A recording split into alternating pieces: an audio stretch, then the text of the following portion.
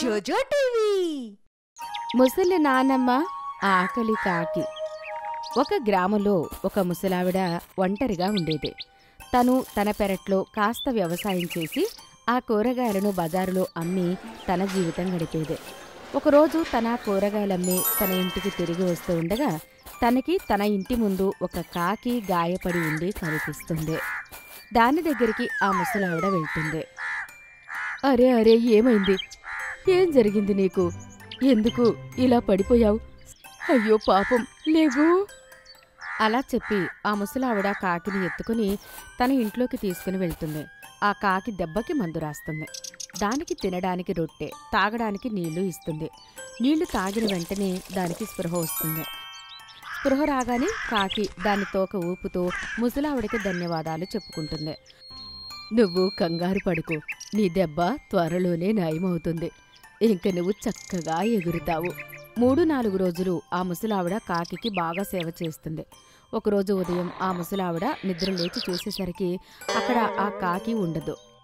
అరే, ఈ కాకి ఎక్కడికి పోయింది? కొంపతీసి దీన్ని పిల్లెత్తుకెళ్ళలేదు కదా. అప్పుడే ముసలావిడకి తన వాకిట్లో ఉన్న చెట్టు పైన కావు కావని అరుపు వినిపిస్తుంది. ముసలావిడ చూసేసరికి కాకి చాలా బాగా అయిపోతుంది. ఇంకా చెట్టు మీద కూర్చుని కావు కావు అంటూ ఉంటుంది. అచ్చా, ఇప్పుడు నువ్వు బాగైపోయావు.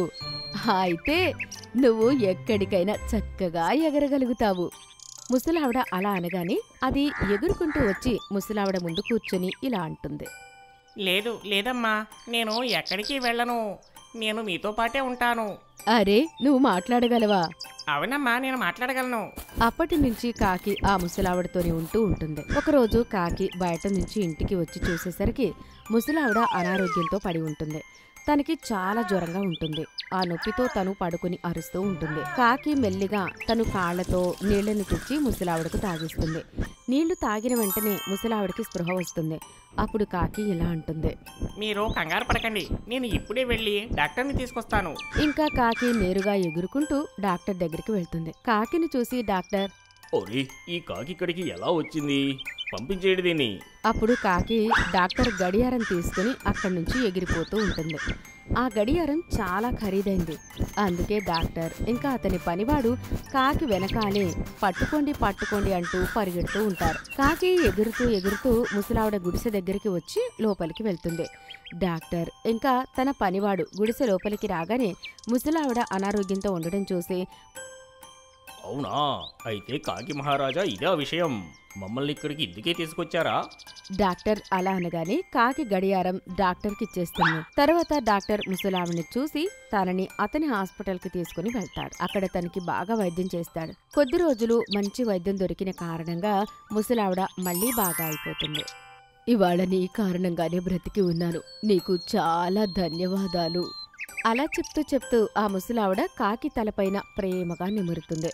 ప్రేమగా తల మీద అలా నిమిరిన వెంటనే ఆ కాకి ఒక మనిషిలా మారిపోతుంది. అది చూసి ఆ ముసలావిడ ఆశ్చర్యపోతుంది. అమ్మా, నాకు ఒక ఋషి శాపం వల్ల ఇలా జరిగింది. నేను కాకిగా మారాను. నేను ఏదైనా మంచి పని చేస్తే, ఎవరైనా నా తలపై నిమిరితే నేను నా నిజ రూపానికి వస్తాను అని. ఇవాటి నుంచి నువ్వే మా అమ్మవి, నేనే నీ కొడుకుని. ఇలా ఇప్పుడు ముసలావిడ ఒంటరి కాదు, తనకి ఒక కొడుకు ఉన్నాడు. ఇంకా ఆ మాయా కాకికి కూడా శాపం నుండి విముక్తి లభిస్తుంది. ఇంకా ఎప్పుడూ అతను ఆవిడతో కలిసి ఆనందంగా ఉన్నాడు. మాయా చెట్టు ఇంకా కోడిగుడ్డు. లాలి అనే ఒక అందమైన కోడి ఉండేది. చాలా త్వరలోనే అది గుడ్లు పెట్టబోతోంది. కానీ అది ఎప్పుడూ ఈ విషయం గురించి కంగారు పడుతూ ఉండేది. ఏదో ఒక వ్యాపారి లేక ఏదో ఒక అత్యాశగల వ్యక్తి దాని గుడ్లను దొంగిలించి తినేస్తారేమో అని. ఇంకా అది దాని పిల్లల్ని ఎప్పటికీ కలవలేదేమో అని అది ఎప్పుడూ ఈ విషయం గురించే కంగారు పడుతూ ఉండేది. ఒకరోజు అది ఒక చెట్టు కింద కూర్చుని చాలా ఆలోచిస్తూ ఉంటుంది. ఇంకా ఆలోచిస్తూ దానికి ఏడుపు వచ్చేస్తుంది. ఏం చేయను? నా గుడ్లు ఇవాళ కాకపోతే రేపైనా బయటికి వస్తాయి. ఒకవేళ అవి బయటికి వస్తే వాటిని ఎక్కడ దాయాలో అర్థం కావడం లేదు. ఎవరో ఒకరు వస్తారు, ఇంకా నా గుడ్లని దొంగిలించి తినేస్తారు కూడా. నేను ఎప్పటి నుంచో గుడ్లు పెడుతున్నాను, కానీ నా పిల్లల్ని కలవలేకపోతున్నా. అయ్యో భగవంతుడా, నాకు సహాయం చెయ్యి, ఏదైనా చెప్పు. ఆ కోడి మాటలు విని చెట్టు మాట్లాడడం మొదలు పెడుతుంది. ఎందుకంటే ఆ చెట్టు ఒక మాయా చెట్టు కాబట్టి. అది దాని ఆకులన్నీ చల్లుతూ కోడితో ఇలా అంటుంది. ఏమైంది? ఎందుకు ఏడుస్తున్నావు నువ్వు? ఆ, ఆ, ఎవరు? అరే, నువ్వు ఏ చెట్టు కింద అయితే ఉన్నావో ఆ చెట్టునే నేను. నువ్వు మాట్లాడగలవా? నేనేదో మామూలు చిన్న చెట్టును కాదు.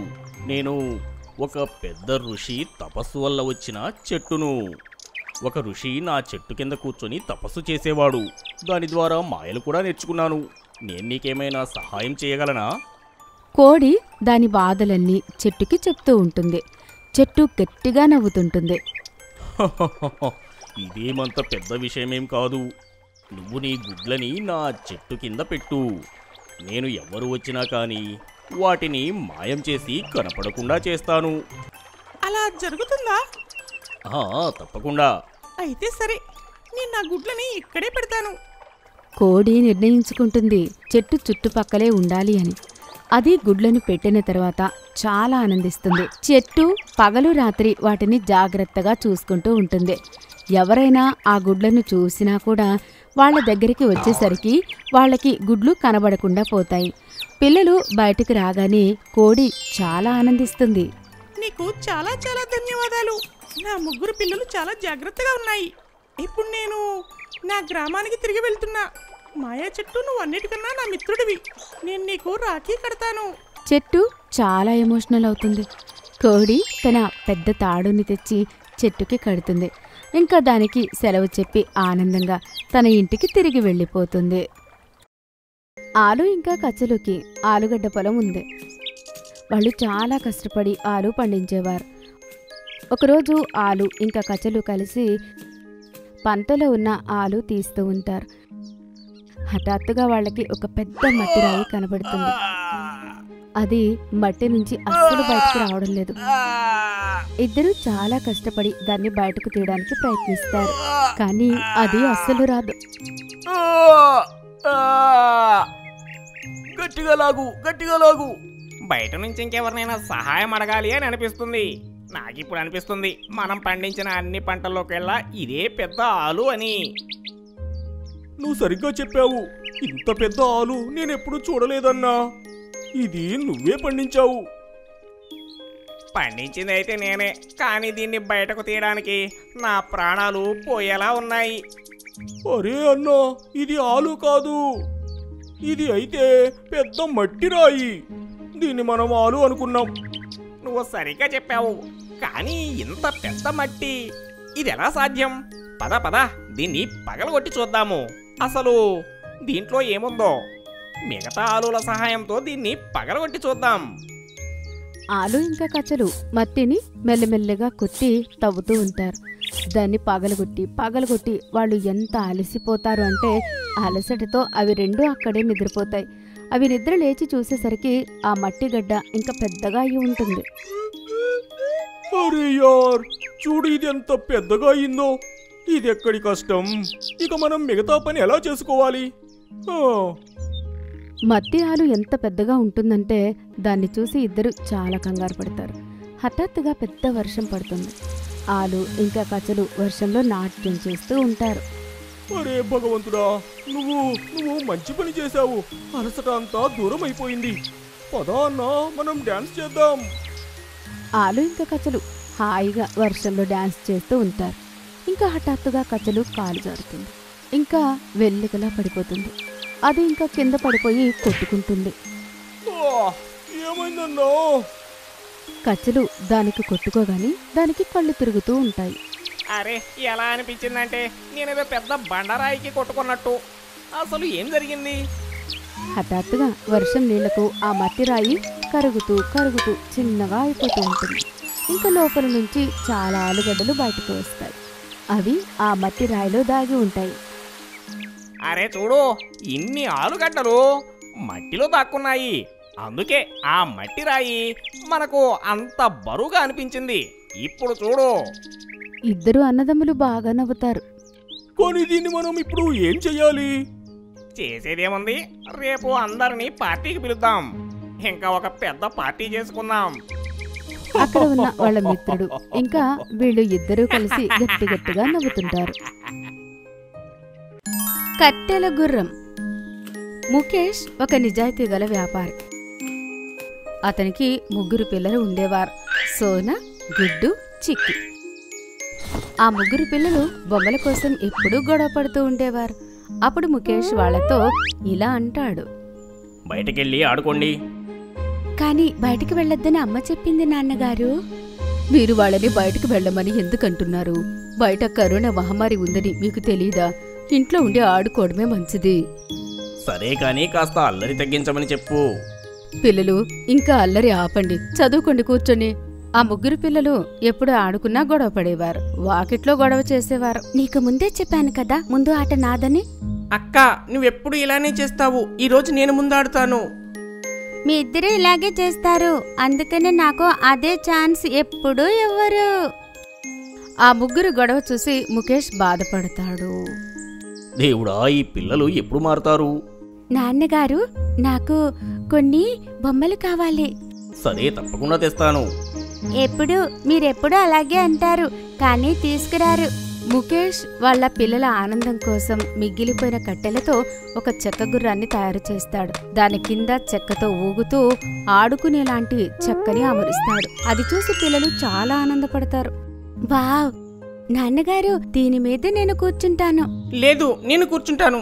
ముందు నేనందరికన్నా చిన్నవాణ్ణి కదా. 3 పిల్లలు మళ్ళీ గొడవ మొదలు పెడతారు. ఆగండి పిల్లలు, ఒక్కొక్కరు ఒక్కోసారి ఆడండి. చూడండి, గొడవ మళ్ళీ పెరిగింది. పర్వాలేదులే, చెక్క గుర్రాలు ఇంకా తయారు చేస్తాను నేను. ముఖేష్ మరియు అతని భార్య నవ్వుకుంటారు. పిల్లలు 3 దగ్గర 3 గుర్రాలతో ఉండడంతో వాళ్ళు చాలా ఆనందంగా ఆడుకుంటారు. ఆ గుర్రాలపై కూర్చొని పాటలు పాడుకుంటూ హాయిగా ఆడుకుంటారు. నాన్నగారు, ఈ గుర్రం నాకు చాలా నచ్చింది. ఎప్పుడూ దీని మీద కూర్చునే ఉండాలనిపిస్తుంది. స్కూల్లో చెప్పిన పాఠాలు, పద్యాలు అన్నీ దీని మీద కూర్చుంటేనే గుర్తొస్తున్నాయి.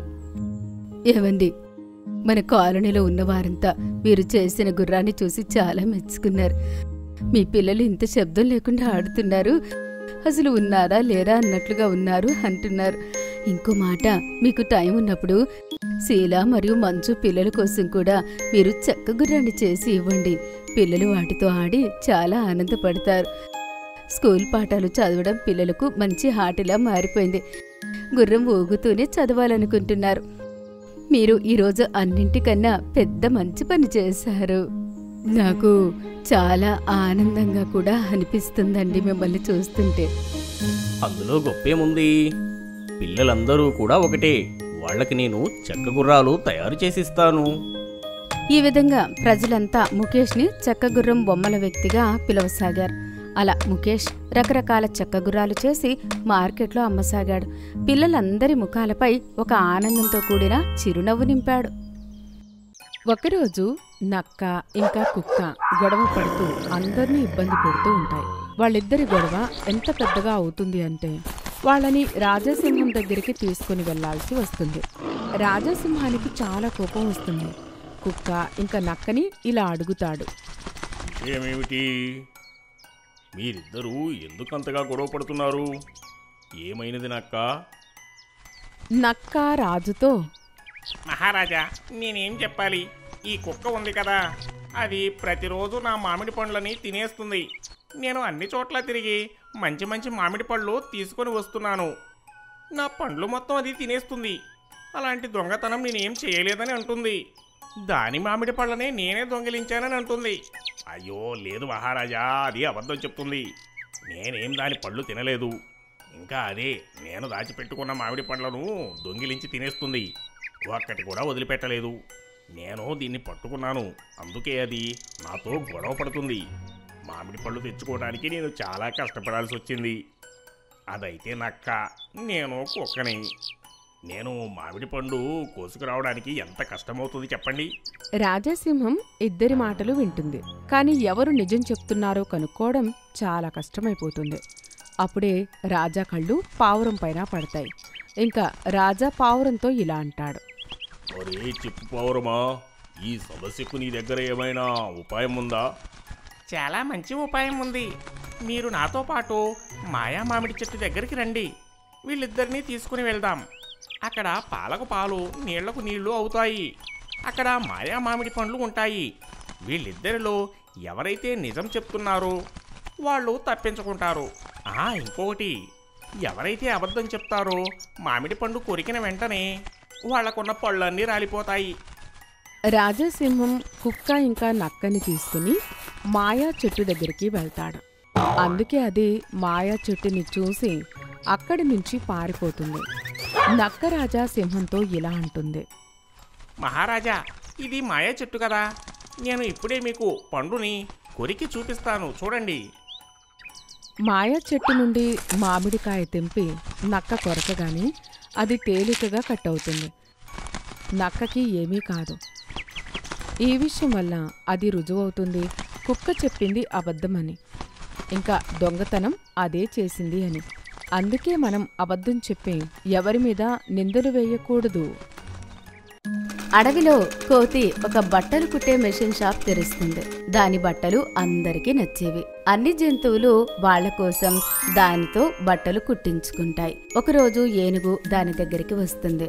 ఇంకా ఇలా అంటుంది. అరే వినన్నా, నా కోసం కూడా మంచి బట్టలు కుట్టు నువ్వు. అసలే చలికాలం వస్తుంది, చలి పెట్టకుండా ఉంటుంది, సరేనా? తప్పకుండా కుడతాను. ఇవాళ సాయంత్రం వరకు నీ బట్టలు నీకు దొరుకుతాయి. నేను ఇప్పుడే నీ కొలతలు తీసుకుంటాను. కోతి ఏనుగు కొలతలు తీసుకుంటుంది. ఇంకా సాయంత్రం వరకు కష్టపడి ఏనుగుకి బట్టలు కుడుతుంది. ఇంకా దానికోసం ఎదురు చూస్తూ ఉంటుంది. సాయంత్రం ఏనుగు వస్తుంది. అరే వా, నువ్వు నిజంగా నా కోసం బట్టలు కుట్టి తయారు చేసావు. వీటిని చాలా అందమైన రంగు, ఇంకా చాలా బాగా కనిపిస్తుంది.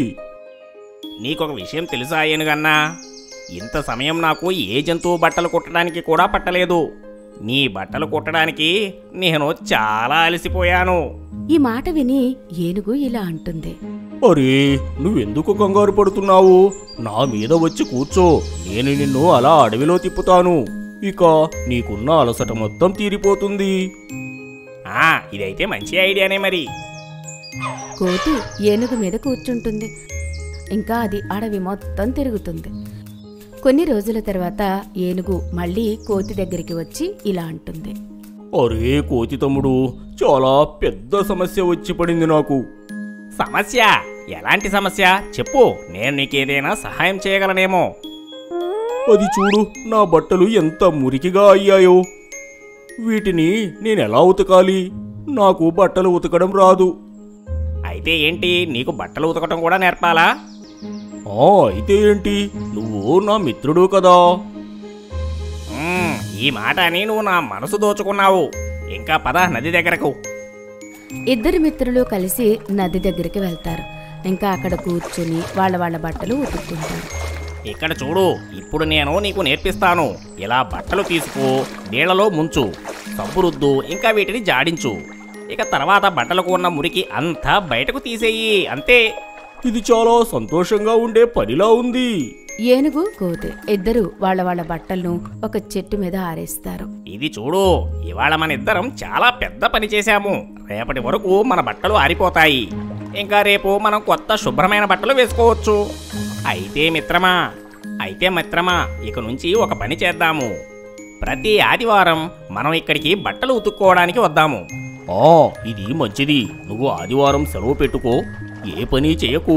నేను నిన్ను తీసుకోవడానికి వస్తాను. ఇంకా మనిద్దరం కలిసి ఇక్కడ బట్టలు ఉతుకుదాము. సరే. సోనా అనే ఒక ఎద్దు ఉండేది. ఆ ఎద్దు భార్య కొంతకాలం క్రితమే చనిపోతుంది. ఇప్పుడు ఆ ఎద్దు రెండవ పెళ్లి చేసుకుంటుంది. కానీ ఆ ఎద్దు మొదటి భార్యకి ఒక సంతానం ఉంటుంది. ఆ బిడ్డ పేరు గోలు. గోలు చాలా మంచివాడు. ఇంకా అతని తల్లిని చాలా ప్రేమించేవాడు. కానీ వాళ్ళ అమ్మ చనిపోయిన తర్వాత ప్రతి ఒక్కరిలో వాళ్ళ అమ్మని వెతుక్కునేవాడు. కానీ అతని ఇంకొక తల్లి వచ్చిన తర్వాత తను గోలుని అస్సలు ఇష్టపడేది కాదు, ఎలా అయితే తన సొంత తల్లి ఇష్టపడేదో. ఇప్పుడు సోనా ఎద్దు కూడా చాలా బిజీగా ఉండేది. అది తన కొడుకు పైన అస్సలు ధ్యాస పెట్టేది కాదు. ఒకరోజు సోనా రెండవ భార్య రమోనా దాని అక్కని తన ఇంటికి పిలుస్తుంది. రమోనా వాళ్ళ అక్క తల్లి కాబోతుంది. తన రోజంతా తనతో కూర్చుని మాట్లాడుతూ ఉంటుంది. ఇదంతా చూసి గోలు చాలా ఆనందపడతాడు. ఇంకా అతని పిన్ని దగ్గరికి వెళ్ళి కూర్చుంటాడు. మాటి మాటికి ఈ విషయం రమోనాకి అస్సలు నచ్చదు. ఎప్పుడు చూసినా మా అక్క దగ్గరికి వచ్చి కూర్చుంటున్నావు. వెళ్ళు, ఎక్కడికైనా వెళ్ళి అడుక్కొని తిను. నువ్వెక్కడికి రావాల్సిన అవసరం నీకు లేదు. ఇప్పుడు తను మళ్ళీ తల్లి కాబోతుంది.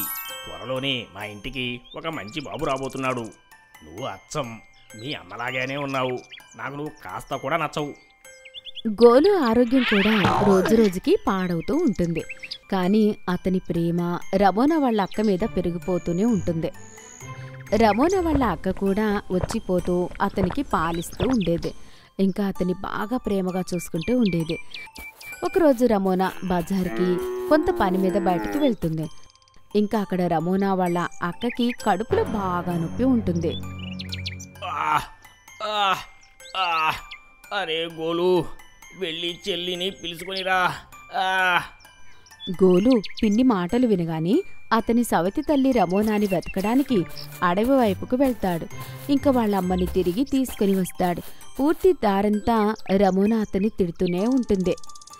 ఒకవేళ ఈ విషయం అబద్ధమైతే ఇవాళ రాత్రి నీకు భోజనం పెట్టను, అర్థమైందా? కానీ రమోనా తన అక్కని చూడగానే ఇంటికి వచ్చి గోలు చెప్పిన మాటలపైన నమ్మకం కుదురుతుంది. తను వెంటనే డాక్టర్ని పిలిచి తనకు వైద్యం చేయిస్తుంది. స్పృహలోకి వచ్చిన తర్వాత రమోనా అక్క తనతో ఇలా అంటుంది. ఇవాళ నీ కొడుకు గోలు లేకపోతే నేను చనిపోయేదాన్ని చెల్లి. రమోనా తను చేసిన తప్పు తెలుసుకుంటుంది. తను సోనాతో ఇలా అంటుంది. నేను నీ కొడుకుని అస్సలు ప్రేమించేదాన్నే కాదు. ఎప్పుడూ నా సొంత కొడుకులాగానే భావించాను. కానీ నిజంగా గోలు చాలా మంచివాడు. మనం కలిసి వీడిని ప్రేమగా చూసుకోవాలి. వాళ్ళ అమ్మ ఉంటే ఎలా చూసుకునేదో అలా. ఇప్పుడు సోనా ఇంకా గోలు ఇద్దరు చాలా ఆనందంగా ఉంటారు. మాయా చెట్టు ఇంకా కోడిగుడ్డు. లాలి అనే ఒక అందమైన కోడి ఉండేది. చాలా త్వరలోనే అది గుడ్లు పెట్టబోతోంది. కానీ అది ఎప్పుడూ ఈ విషయం గురించి కంగారు పడుతూ ఉండేది. ఏదో ఒక వ్యాపారి లేక ఏదో ఒక అత్యాశ గల వ్యక్తి దాని గుడ్లను దొంగిలించి తినేస్తారేమో అని. ఇంకా అది దాని పిల్లల్ని ఎప్పటికీ కలవలేదేమో అని అది ఎప్పుడూ ఈ విషయం గురించే కంగారు పడుతూ ఉండేది. ఒకరోజు అది ఒక చెట్టు కింద కూర్చొని చాలా ఆలోచిస్తూ ఉంటుంది. ఇంకా ఆలోచిస్తూ ఆలోచిస్తూ దానికి ఏడుపు వచ్చేస్తుంది. ఏం చేయను? నా గుడ్లు ఇవాళ కాకపోతే రేపైనా బయటికి వస్తాయి. ఒకవేళ అవి బయటికి వస్తే వాటిని ఎక్కడ దాయాలో అర్థం కావడం లేదు. ఎవరో ఒకరు వస్తారు, ఇంకా నా గుడ్లని దొంగిలించి తినేస్తారు కూడా. నేను ఎప్పటి నుంచో గుడ్లు పెడుతున్నాను, కానీ నా పిల్లల్ని కలవలేకపోతున్నా. అయ్యో భగవంతుడా, నాకు సహాయం చెయ్యి, ఏదైనా చెప్పు. ఆ కోడి మాటలు విని చెట్టు మాట్లాడడం మొదలు పెడుతుంది. ఎందుకంటే ఆ చెట్టు ఒక మాయా చెట్టు కాబట్టి. అది దాని ఆకులన్నీ చల్లుతూ కోడితో ఇలా అంటుంది. ఏమైంది? ఎందుకు ఏడుస్తున్నావు నువ్వు? ఎవరు? అరే, నువ్వు ఏ చెట్టు కింద అయితే ఉన్నావో ఆ చెట్టునే నేను. నువ్వు మాట్లాడగలవా? నేనేదో మామూలు చిన్న చెట్టును కాదు. నేను ఒక పెద్ద ఋషి తపస్సు వల్ల వచ్చిన చెట్టును. ఒక ఋషి నా చెట్టు కింద కూర్చొని తపస్సు చేసేవాడు. దాని ద్వారా మాయలు కూడా నేర్చుకున్నాను. నేను నీకేమైనా సహాయం చేయగలనా? కోడి దాని బాధలన్నీ చెట్టుకి చెప్తూ ఉంటుంది. చెట్టు గట్టిగా నవ్వుతుంటుంది. ఇదేమంత పెద్ద విషయమేం కాదు. నువ్వు నీ గుడ్లని నా చెట్టు కింద పెట్టు. నేను ఎవరు వచ్చినా కానీ వాటిని మాయం చేసి కనపడకుండా చేస్తాను. అలా జరుగుతుందా? తప్పకుండా. అయితే సరే, నేను నా గుడ్లని ఇక్కడే పెడతాను. కోడి నిర్ణయించుకుంటుంది చెట్టు చుట్టుపక్కలే ఉండాలి అని. అది గుడ్లను పెట్టిన తర్వాత చాలా ఆనందిస్తుంది. చెట్టు పగలు రాత్రి వాటిని జాగ్రత్తగా చూసుకుంటూ ఉంటుంది. ఎవరైనా ఆ గుడ్లను చూసినా కూడా వాళ్ళ దగ్గరికి వచ్చేసరికి వాళ్ళకి గుడ్లు కనబడకుండా పోతాయి. పిల్లలు బయటకు రాగానే కోడి చాలా ఆనందిస్తుంది. నీకు చాలా చాలా ధన్యవాదాలు. నా ముగ్గురు పిల్లలు చాలా జాగ్రత్తగా ఉన్నాయి. ఇప్పుడు నేను నా గ్రామానికి తిరిగి వెళ్తున్నా. మాయా చెట్టు, నువ్వు అన్నిటికన్నా నా మిత్రుడివి. నేను నీకు రాఖీ కడతాను. చెట్టు చాలా ఎమోషనల్ అవుతుంది. కోడి తన పెద్ద తాడుని తెచ్చి చెట్టుకి కడుతుంది. ఇంకా దానికి సెలవు చెప్పి ఆనందంగా తన ఇంటికి తిరిగి వెళ్ళిపోతుంది. నకిలీ సింహం మాస్కులో ఎలుగుబంటి ఇంకా తెల్ల సింహం. ఒకరోజు అడవిరాజు సింహానికి ఒక కల వస్తుంది. ఏంటి అంటే సింహం మిత్రుడు బిజ్జు అతని దగ్గరికి రమ్మంటున్నట్టు. సింహం రాజు అతన్ని కలవడానికి వెళ్తాడు. ఇంకా ఒక సింహం మాస్క్ని తీసుకుని వెళ్ళి అతను ఏనుగుకి ఇస్తాడు. ఇంకా ఇలా అంటాడు, చూడు ఏనుగు, కొన్ని రోజులు నేను నా మిత్రుడు బిజ్జుని కలవడానికి వెళ్తున్నాను. నీకు తెలుసు కదా, నేను అడవిలో లేనప్పుడు ఏదో ఒక సంఘటన జరుగుతూనే ఉంటుంది. అది జంతువులను ఇబ్బంది పెడుతూ ఉంటుంది. నేను అందరూ బాగుండాలనుకుంటున్నాను. ఇంకా నాకు నీపైన పూర్తి నమ్మకం ఉంది. అందుకే నకిలీ మాస్కునిస్తున్నాను. దీనిని నువ్వు నీ దగ్గర పెట్టుకో. ఇంకా ఒకవేళ అడవిలో నీకు అనిపించినప్పుడు ఏదైనా సమస్య వచ్చింది అని నువ్వు ఈ ముసుగుని ఏదైనా ఒక జంతువుకు వేసేయి. అది అచ్చం నాలాగే మాట్లాడేలా చెప్పు, సరేనా? నేను కొన్ని రోజుల్లో తిరిగి వచ్చేస్తాను.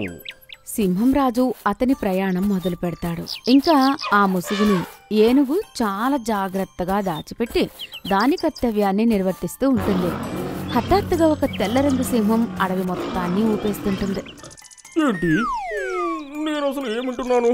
ఇది తెల్ల సింహమేనా? ఇప్పుడు ఈ నకిలీ మాస్కుని పెట్టుకుని దానితో ఎవరు గొడవ పడతారు? అయ్యో, ఎంత సమస్యలో పడ్డాను నేను. ఏనుగు దాని మిత్రుణ్ణి పిలుస్తుంది. అది ఎలుగుబంటి. ఆ ఎలుగుబంటిని ఆ ముసుగు వేసుకోమని చెప్తుంది. ఇంకా రాజు చెప్పిన మాటలన్నీ దాంతో చెప్తుంది. ఎలుగుబంటి ఇలా అంటుంది, అదంతా సరేలే, కానీ నేను ఈ తెల్ల సింహంతోని అసలు ఎలా పోటీ పడగలుగుతాను? నాకు అంత శక్తి లేదు కదా. ఇంకా ఎవరినైనా చూసుకో. ఎలుగుబంటి నేను చెయ్యను అని వెనక్కి తప్పుకుంటుంది. ఏనుగు కంగారు పడుతూ ఉంటుంది. అసలు ఇంత పెద్ద బాధ్యత అని ఎవరికివ్వాలి అని. ఈ నకిలీ ముసుగుని వేసుకుని భయపెట్టడం మాత్రమే కాదు, గొడవ పడాలి కూడా. ఏనుగు మళ్ళీ ఇంకొకసారి ఎలుగుబంటికి అర్థమయ్యేలా చెప్తుంది. ఈసారి నువ్వు కావాలంటే రాజు ముందర చాలా మంచి పేరు తెచ్చుకోగలవు ఎలుగుబంటి. ఒకసారి ప్రయత్నించి చూడు. అది నీ ముసుగుని చూసి భయపడుతుందేమో, ఇంకా నేను చూడగానే వెళ్ళిపోతుందేమో. నువ్వు ప్రయత్నించకుండానే కాదు అంటున్నావు. ఈసారి ఎలుగుబంటి ఏనుగు మాటలు విని ఆ నకిలీ ముసుగుని వేసుకుని తెల్లసింహం ముందుకు వెళ్తుంది. సింహం చాలా ఆశ్చర్యపోతుంది. అది ఎప్పుడూ ఇలాంటి విచిత్రమైన సింహాన్ని చూడలేదు. ఎవరి మొహమైతే సింహంలాగా, ఇంకా శరీరం అంతా ఎలుగుబంటిలాగా ఉండడం దానికనిపిస్తోంది ఇది ఏదో మాయా సింహం అని. అందుకే అది దాన్ని చూడగానే భయపడి అడవిని వదిలిపెట్టి పారిపోతుంది. ఇంకా ఇదంతా చూసి ఎలుగుబంటి ఇంకా ఏనుగు గట్టిగా నవ్వుతూ ఉంటారు. అంతలో సింహం రాజు మళ్ళీ తిరిగి అడవికి వస్తాడు. అతను కూడా ఎలుగుబంటిని సింహం తలతో చూసి ఆశ్చర్యపోతాడు. ఏనుగు సింహానికి జరిగిన విషయం అంతా చెప్తుంది. అప్పుడు సింహం ఇలా అంటుంది, ఓరే, ఇది అయితే చాలా బాగా జరిగింది. ఈ నకిలీ మాస్క్ మీ అందరి ప్రాణాలు కాపాడింది. ఇంకా ఎవరికీ ఏ నష్టం కూడా జరగలేదు. నేను మీరు చేసిన పనికి చాలా ఆనందపడుతున్నాను. ఏనుగు, ఇవాటి నుంచి నేను రిటైర్ అవుతున్నాను. ఇక ఈ అడవి బాధ్యత మొత్తం కూడా నీదే. ఏనుగు నిజాయితీ వల్ల అడవికి రాజు అయింది. ఇంకా రాజా అడవిని వదిలిపెట్టి వెళ్ళిపోతాడు. ఒక గ్రామంలో ఒక మేక ఇంకా ఒక గాడిద ఉండేది. అవి రెండూ ఒకటే రైతు దగ్గర ఉండేవి. మొదట్లో అయితే అవి రెండూ చాలా మంచిగా స్నేహంగా ఉండేవి. కానీ తర్వాత ఏమయ్యిందంటే ఆ రైతు ఎప్పుడు పొలానికి వెళ్ళినా గాడిదని అతనితో పాటు తీసుకుని ఇంకా మేకని ఇంట్లోనే వదిలిపెట్టి దానితో పొలంలో చాలా పనులు చేయించేవాడు. అందుకే ఆ రైతు ఆ గాడిదకి తినడానికి చాలా ఎక్కువ భోజనం పెట్టేవాడు. కానీ మేకకి మాత్రం తినడానికి చాలా తక్కువ ఇచ్చేవాడు. మేకకి తినడం అంటే చాలా ఇష్టం. మెల్లిమెల్లిగా మేక స్నేహమంతా ద్వేషంలా మారిపోతుంది. ఇప్పుడు దానికి గాడిదని చూస్తే అస్సలు ఇష్టం ఉండేది కాదు. నేనేమైనా రాను అన్నానా ఆ పొలంలోనికి? నేను కూడా పొలానికి వెళ్ళాలి అని అనుకుంటున్నాను. నా మిత్రురాల్ని కలవాలి అని నాకు ఉంది. ఈ రైతు మాత్రం నన్ను ఎక్కడికి తీసుకెళ్ళడు. నన్ను రోజు ఇలా ఇంట్లోనే కట్టేసి ఉంచుతాడు. ఈ గాడిదను చూడు, ఎప్పుడూ తింటూనే ఉంటుంది. నేను ఏదో ఒకటి చేయాల్సిందే. అది అలా కుళ్ళుతో ఒకరోజు మేక గాడిద దగ్గరికి వెళ్ళి ఇలా అంటుంది. అన్నా, నిన్ను చూసి నాకు చాలా బాధగా అనిపిస్తుంది. ఈ రైతు రోజంతా నీతో చాలా పని చేస్తాడు. అక్కడ చూడు, ఎదురుగా ఒక పెద్ద గుంత ఉంది. అక్కడికి వెళ్ళి అందులో పడిపో, చిన్న దెబ్బ తాగుతుంది. కానీ నీకు వారం రోజులు విశ్రాంతి దొరుకుతుంది. నాదేముంది, నీ బదులు నేను వెళ్ళి కాస్త సహాయం చేస్తాను. గాడిద మేక మాటల్లో పడి ఎదురుగా ఉన్న గొంతులోకి వెళ్లి దూకుతుంది. కానీ అలా చేయడం వల్ల గాడిదకి చాలా దెబ్బ తాకుతుంది. అది చూసి ఆ రైతు చాలా భయపడతాడు. ఇంకా ఒక డాక్టర్ని పిలిచి గాడిదని చూడమని చెప్తాడు. వైద్యుడు గాడిదని బాగు చేయడానికి ఒక ఉపాయం చెప్తాడు. ఏంటి అంటే, గాడిదకి మేక రక్తం అవసరం ఉంటుంది.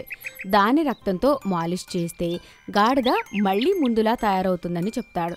అలా చెప్పగానే రైతు మనసులో మొదటి ఆలోచన ఏమొస్తుందంటే, అతని దగ్గర ఇంతకు ముందు నుంచి ఒక మేక ఉంది అని. అరే బాప్రే, వైద్యుడైతే నా ప్రాణాలే తీయాలనుకుంటున్నాడు. అయ్యో దేవుడా, ఇప్పుడు నేను ఏం చేయాలి? నేను నా చేతులతోనే నా ప్రాణాలు తీసుకోవడానికి ఇంత పెద్ద పన్నాగం వేశానా? అయ్యో, నేను ఇక్కడ ఇరుక్కుపోయానేంట్రా బాబు. మేక దాని ప్రాణాలు ఇచ్చే పరిస్థితి వచ్చినప్పుడు దాన్ని తప్పు దానికి తెలుస్తుంది. అందుకే అతి తెలివితేటలు వేరే వాళ్లపైన ఈర్ష్యపడ్డం మంచిది కాదు. కొన్ని రోజుల్లోనే గాడిద మళ్ళీ బాగా అయిపోతుంది. మళ్ళీ రైతు ఇంకా గాడిద కలిసి పొలానికి వెళ్ళి చాలా కష్టపడేవారు, ఇంకా ఆనందంగా ఉండేవారు.